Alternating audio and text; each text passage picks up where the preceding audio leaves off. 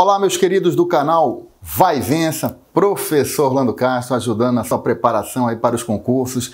E hoje nós vamos começar aí a trabalhar temas da geografia geral. E a nossa aula número 1 é a velha ordem mundial.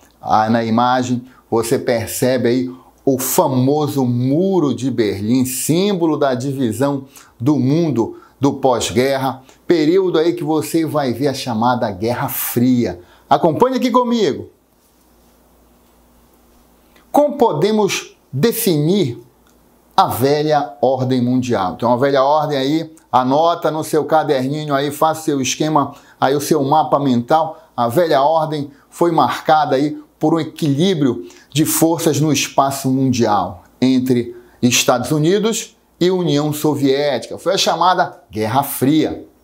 E o que foi essa Guerra Fria? É muito importante também você saber, porque ela vai marcar essa velha ordem mundial. Então foi uma disputa político-militar e ideológica, isso mesmo, entre as superpotências vencedoras da Segunda Guerra Mundial, por zonas de influência, por países satélites, e liderando aí o bloco capitalista pelos Estados Unidos e o bloco socialista pela União Soviética. Então é importante você entender aí o que foi a velha ordem, né, que é marcada por essa Guerra Fria, e aí a disputa político-militar e ideológica, né, entre os blocos capitalistas, liderado pelos Estados Unidos, e o bloco socialista, liderado pela União Soviética. Né? E aí na imagem, né, essa alegoria, essa charge muito bem aí representando esse mundo que vai ser marcado por uma bipolaridade. É isso mesmo, dois polos de poder disputando zonas de influência no mundo. Aí a águia representando, né, os Estados Unidos e o urso representando aí a União Soviética, segurando aí duas bombas, né? A ameaça, né? O equilíbrio do terror que vai marcar esse período aí. É muito importante você compreender que o mundo temia aí por uma terceira guerra mundial. E aí, países que tinham arsenais nucleares.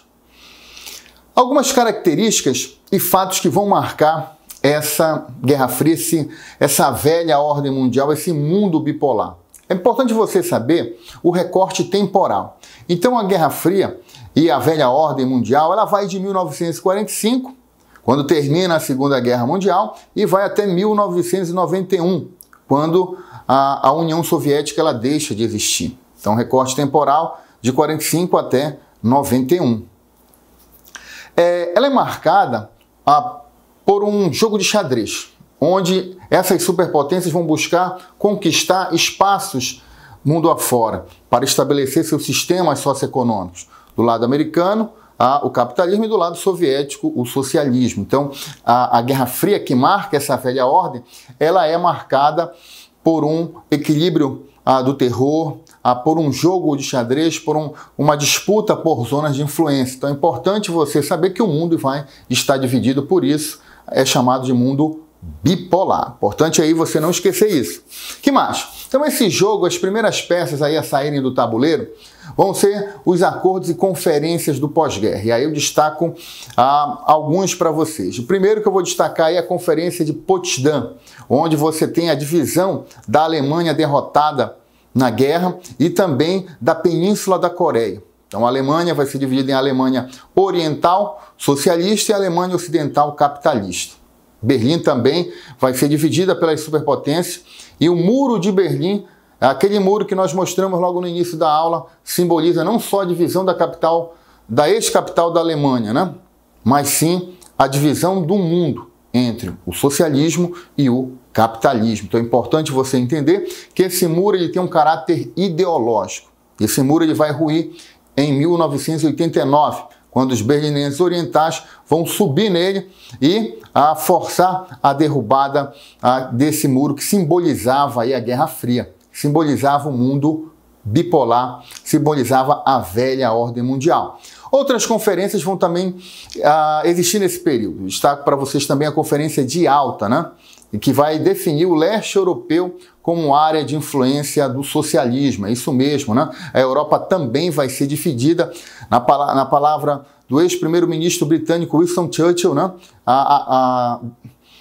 Se espalhava uma cortina de ferro entre a Europa Oriental e a Europa Ocidental. Então a Europa ela vai ser também palco dessa Guerra Fria aí. Essa cortina de ferro representava os limites geográficos dos países do leste europeu e da Europa Ocidental.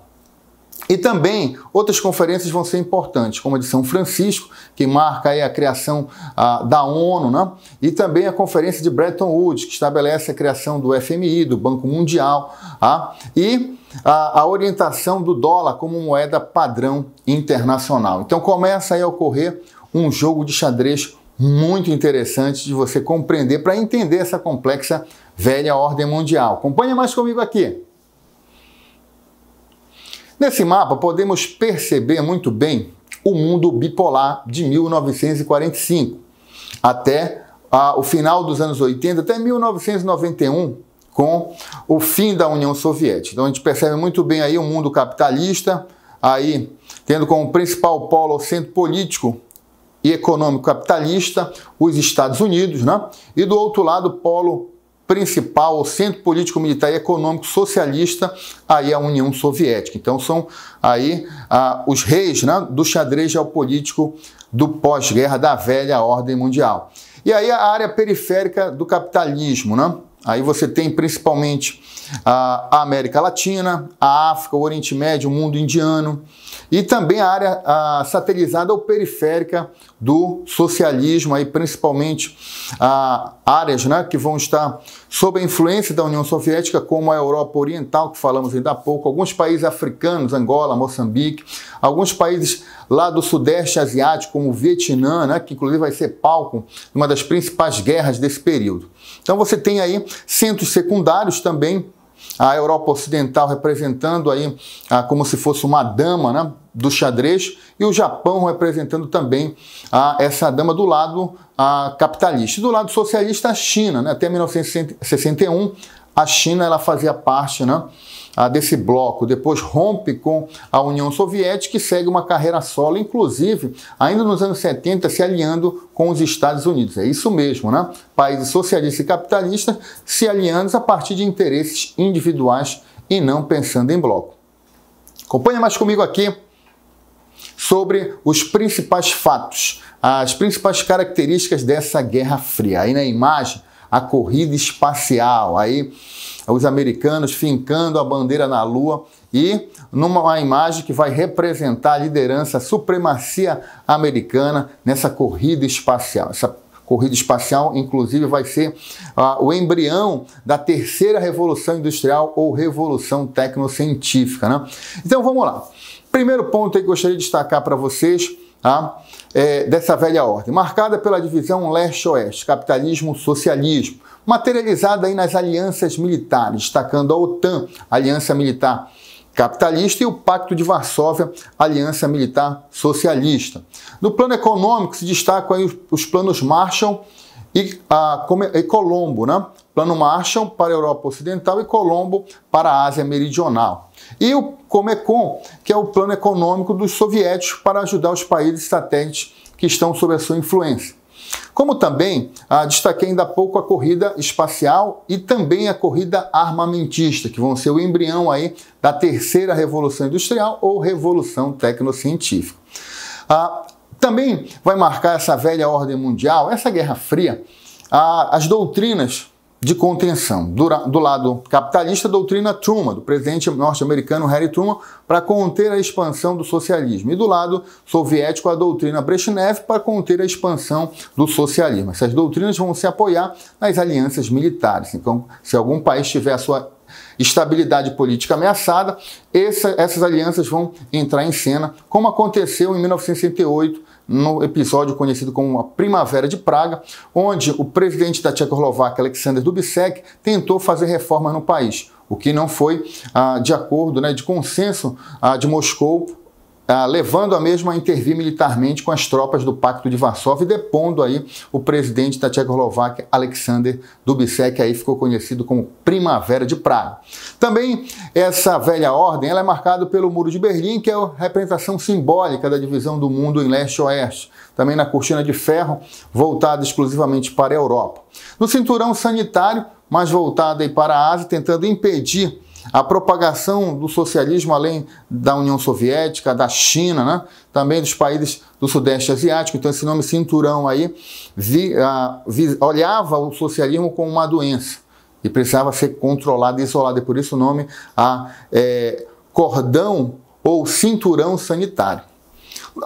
Essa velha ordem também ela vai ser baseada nos conflitos regionais. É importante você entender que essa velha ordem, especificamente a Guerra Fria, que vai marcar esse período, ela não aconteceu de forma direta entre as superpotências, entre Estados Unidos e União Soviética, porque esses dois países teriam aí poder de autodestruição. E aí a Guerra Fria ela vai ser marcada por guerras regionais, como a Guerra do Vietnã, a Guerra da Coreia, né?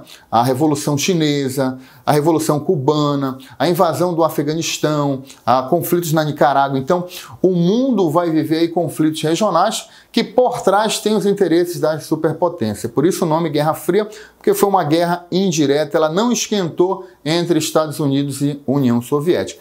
E aí uma frase do demógrafo Raymond de Aron, que é muito importante você compreender. É justamente essa frase aí, a Guerra Fria, guerra improvável, paz impossível.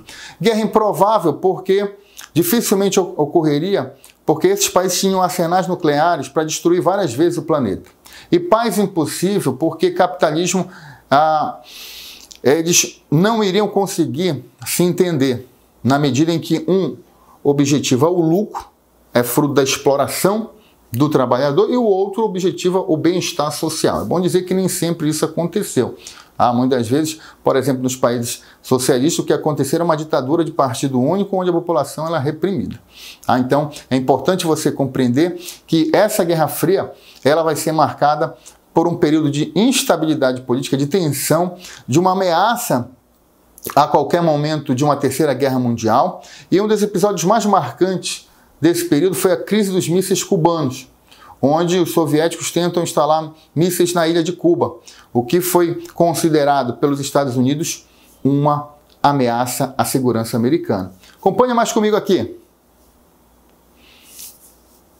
O fim da velha ordem mundial. Aí na alegoria do livro do professor Eustáquio de Sena, né, mostrando um professor explicando para os seus alunos aí já globalizados, né, que a União Soviética ela deixou de existir e deu origem a 15 novos países.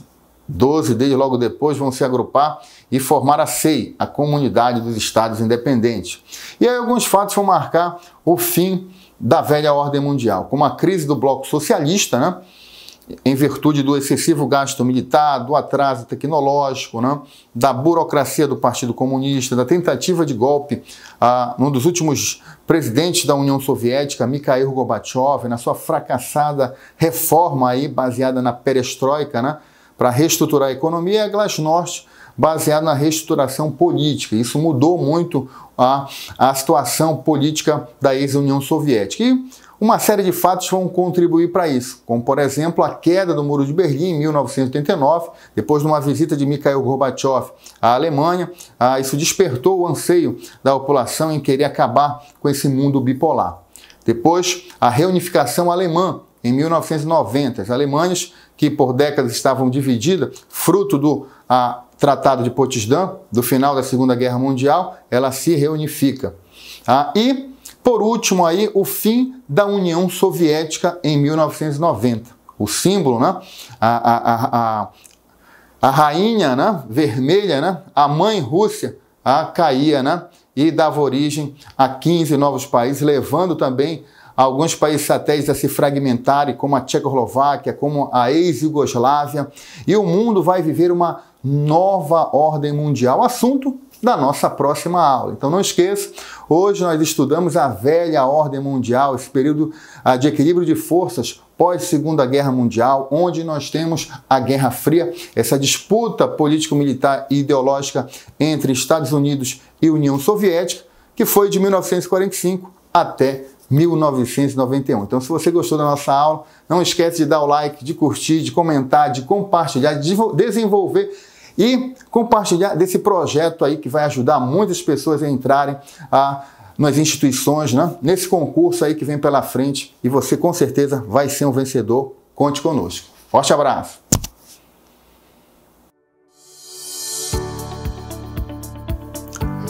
Fala, concurseiro! Você que tem o sonho de ingressar na Polícia Militar, esse canal foi feito especialmente para você. Eu sou o Tenente Coronel Firmino, faça como eu. Vai e vença!